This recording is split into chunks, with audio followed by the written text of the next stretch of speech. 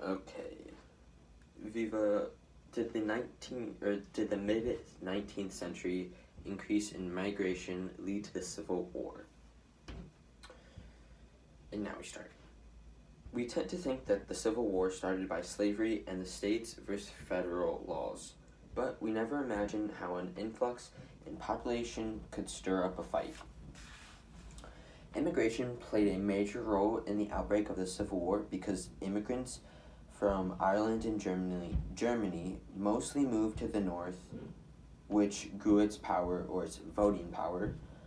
German immigrants added to the number of abolitionists in America, and the abuse of the Irish led to a majority to oppose or to oppose slavery. So they were also abolitionists, you could say. Immigrants from Europe moved to the north, transferring the American balance or the power of balance. In the 1840s, there was the potato famine and the 1848 revolution. Potato famine in Ireland and the 1848 revolution in Germany. This led to both Irishmen and Germans to leave their homeland and come to the free states in America, changing the balance of voting power. Now that the northern states had a higher population, this meant they had more control on the country. If they wanted to outlaw slavery, they could vote on it, and they would win against the South because they had a higher population, which means they have more votes and more of a say. Also, the new incoming Germans were heavily involved in the industrial economy, further spreading up the growth in the north, making war seem less fearsome. So all of the immigrants coming from Europe and really just Germany were put straight into factories, and that's how they made their wealth and their name. So they would help boost up the economy in the north, while the south also had a boost in the economy that we talked about last week with slavery and how cotton was growing better than wool, so they had a boost. So since the South had a boost, the North needed a boost too, so it welcomed the Germans because that made it more of a fair fight.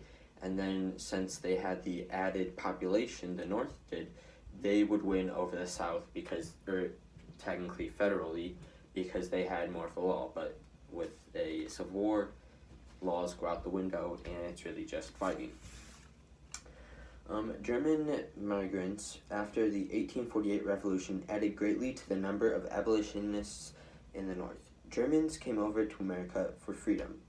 They came for political and spiritual refuge and to flee their German armies.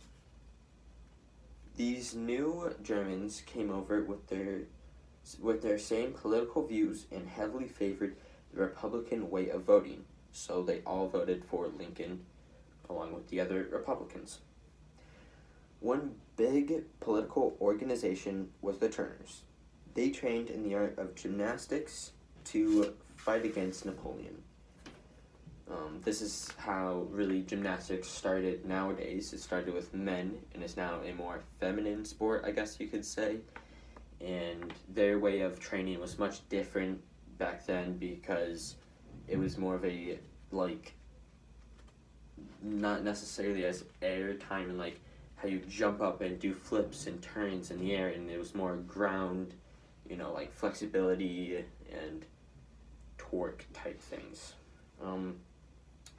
Now that the Turners were in America, they were the main bodyguards for President Lincoln and wanted to abolish slavery, which helped aided in the start of the Civil War. And finally, the abuse of Irish immigrants led to a majority to oppose abolition. However, many ended up favoring the Union cause. Impoverished by the potato famine, the Irishmen who were sent to America by their landlords who were seeking a way out by not feeding them. So back then, landlords would, so it was like a hierarchy or monarchy. You would have the workers, the lower class, the landlords, middle class, and then the kings and queens and knights all in the higher class. So the landlords would give out land for the lower class to produce crops, as in potatoes, and give back to their landlords for like a deal, and then the landlords would provide protection with their knights and their armies so that the lower class would have protection against other armies. But landlords can't protect against a famine because there's nothing you can do except grow more crops, which they can't. So,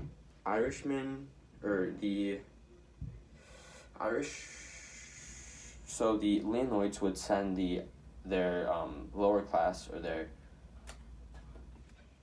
Irish people to America in hopes that they would leave and gain money and food there and not be like start a riot or revolt. So, the many Irish immigrants who arrived to America had very little education and almost no savings, so that led them down the road to poverty. And the prejudice against them, based on their ethnical and religious views, led them to want to abolish slavery.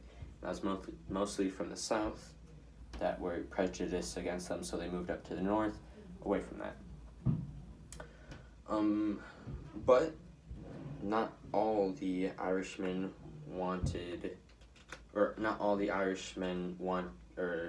love the idea of free slaves. It was not all sunshine and rainbows. The unresolved issues between the Irish and the Native Americans led some of the North to be a dangerous place for free slaves. That's why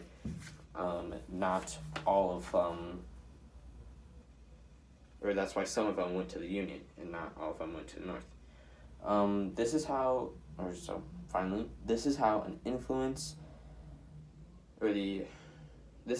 an influx in immigrants of German and Irish immigrants. I'm gonna restart that real quick.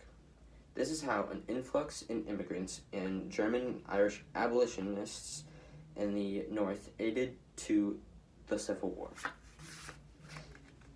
Yikes.